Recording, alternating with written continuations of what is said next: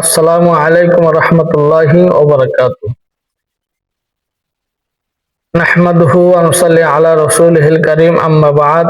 আউযু বিল্লাহি মিনাশ শাইতানির রাজীম। বিসমিল্লাহির রহমানির রহিম।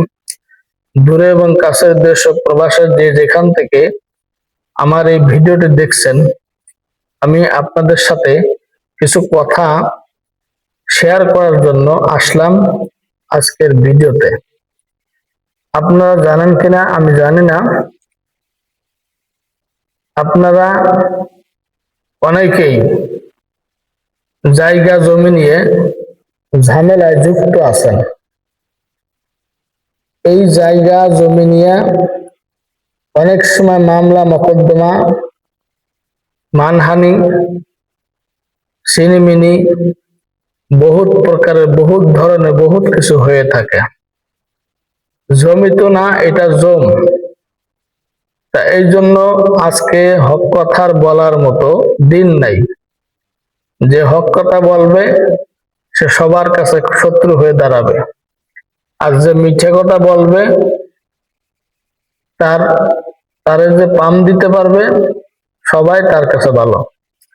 তা এই জন্য অনেকেই জমি জায়গা নিয়ে ঝামেলা আছে। আপনার পাশাইলে শত্রু আছে, আপনার জমির আইল ছেলে খায়, আপনার জমি 2 হাত 3 হাত 4 হাত 5 হাত নিয়ে ভোগ করতেছে। এই যে একটা অশান্তির বেড়া যারা আবদ্ধ হয়েছেন, এটাও ইনশাআল্লাহ তাআলা কোরআনের বরকতে সমাধান করে দেওয়া যাবে, কোনো সমস্যা নাই। তো যারা এই জমি নিয়ে ঝাই ঝামেলার মধ্যে আছেন, এর পাশাপাশি অনেকেই অনেকের কাছে টাকা পয়সা লেনদেন করে থাকেন। এমনও লোক আছে যে 2-4 লাখ 5 লাখ টাকা একজনের কাছে দিছে, সে আর টাকা দিচ্ছে না। আজ দেয়, কাল দেয়, পরশু দেয়, তারা কালে ধরে বসছে।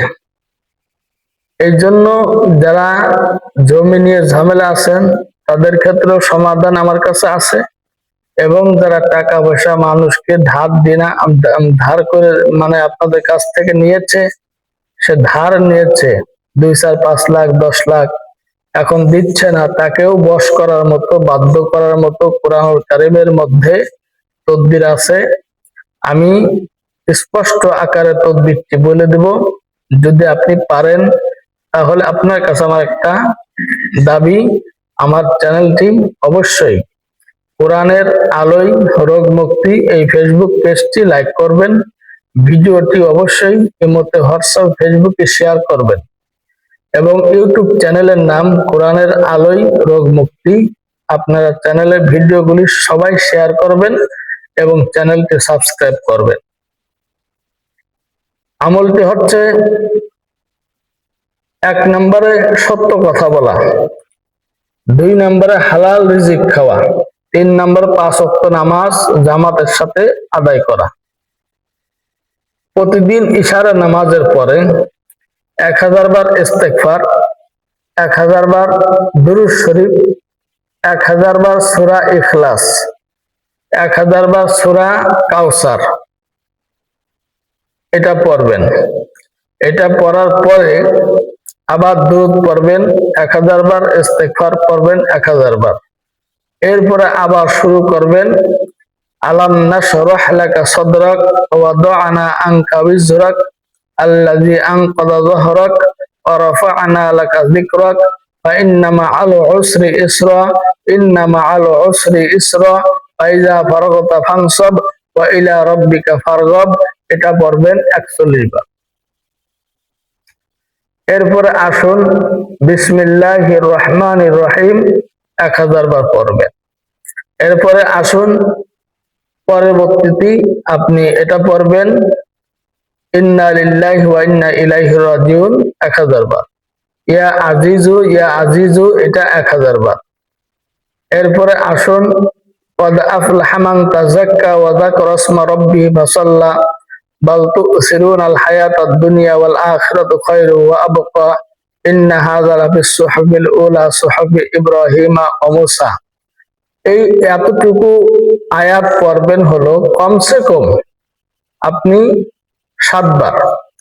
এরপরে সূরা ইয়াসিনের 1 মুবিন, বিসমিল্লাহির রহমানির রহিম, ইয়াসিন আল কুরআনিল হাকিম, ইন্নাকা লামিনাল মুরসালিন আলা সিরাতিল মুস্তাকিম, তানজিলাল আজিজির রহিম, লিতুনজিরা কওমান মা উনজিরা আবাউহুম ফাহুম গাফিলুন, লাকাদ হাক্কাল কওলু আলা আকতারিহিম ফাহুম লা ইউমিনুন, ইন্না জাআলনা ফি আ'নাকিহিম আগলালান ফাহিয়া ইলাল আযকানি ফাহুম মুকমাহুন, وجعلنا من بين أيديهم سدا ومن خلفهم سدا فغشيناهم فهم لا يبصرون وسواء عليهم أأنذرتهم أم لم تنذرهم لا يؤمنون إنما تنذر من اتبع الذكر وخشي الرحمن بالغيب وبشره بمغفرة وأجر كريم إنا نحن نحيي الموتى ونكتب ما قدموا وآثارهم وكل شيء أحصيناه في إمام مبين। এটা পড়বেন হলো 1000 বার।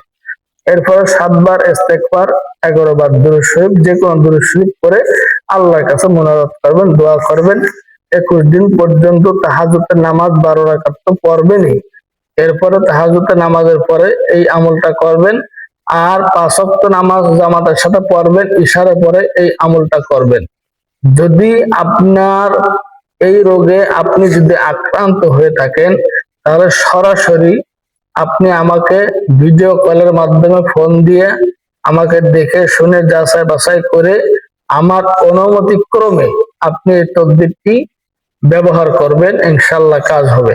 আর আপনি যদি না পারেন তাহলে আপনি আমার নিকটে আসবেন, সরাসরি দেখে তদবির নেবেন, এবং আপনি যদি না পারেন এই তদবিরটি আমার উপর অলরেডি ছেড়ে দিবেন।